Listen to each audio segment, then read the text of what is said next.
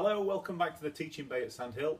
Hope you've been enjoying our escape series that we've been doing around the golf course here. What I'm going to do today is show you how we play some of those shots. So in particular we're going to look at the hook escape and the cut escape.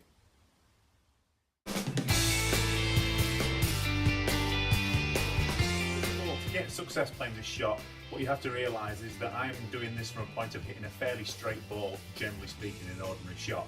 If you've got a lot of shape on your golf ball to start with, so let's say that you play with a big slice and you are trying to put into position these things that I'm telling you now, you might change that big slice into a straighter shot. It's a good thing obviously, but to be able to play a draw, you need a fairly neutral ball flight to start with. Okay, I've put a couple of sticks in the ground to try and explain what I'm going to do. So imagine that there's a large tree in front of us that we want to try and push the ball around. So the first thing I've got to do is miss the tree on the right, and the way that I'm going to do that is by making sure that my club face is pointing to the right of the tree. Then to make the ball bend, I've got to get a swing path that goes to the right of where my club face is aiming. So I put a yellow stick in the ground, further one to the right, and that's where I'm going to position my body in order to make the arc of my swing go down that line.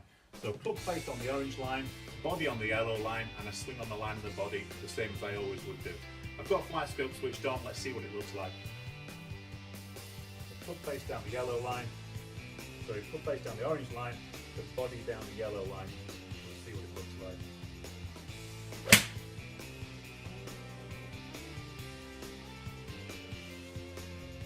The numbers highlighted in the bottom right hand corner of the screen show that the club path was travelling about 21 degrees to the right of the target and the club face was 10 degrees left of that at impact. Generally speaking, I'm looking for a ratio of about 50%, so these numbers were really good.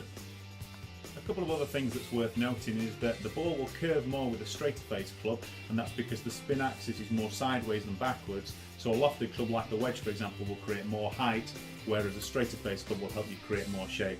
That said, that if I get something too straight face, so for example if I'm trying to play a really big hook with something like a 4-iron, by the time I've closed the club face down I'm not going to have enough loft and I'm just going to be hitting a flat hook into the floor, so that's not going to really work for me either. So when I've just played that shot, I've used my 8-iron and that gives me enough height to get the ball in the air, but also enough height to be able to put, or enough loft to be able to put enough side spin on it to get it to come back to the target.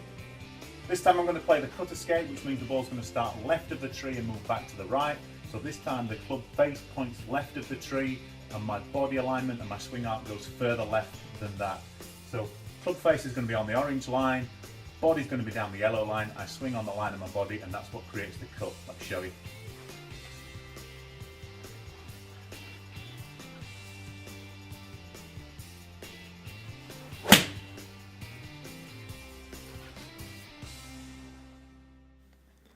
This time the club path is left and the club face is right of that, but again it's in around about a 50% ratio, which is what's going to help bring the ball back towards the target. So this time when I'm playing the cut, because the club face is open, I'm not too worried about the loft, so I can play it with a straighter face club. I've gone with a 6, opening it up is going to have a little bit more loft than that. But again, a straighter face club is easier to put the curve on the ball than a wedge. You're going to struggle to cut a wedge or an iron, that's for sure.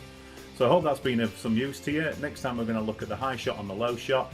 And don't forget that you can follow us on Facebook, Twitter and Instagram. The website is sandhillgolfrange.co.uk. You can also subscribe to us on YouTube. There's lots of videos going on there now. So I hope you're enjoying them. See you soon.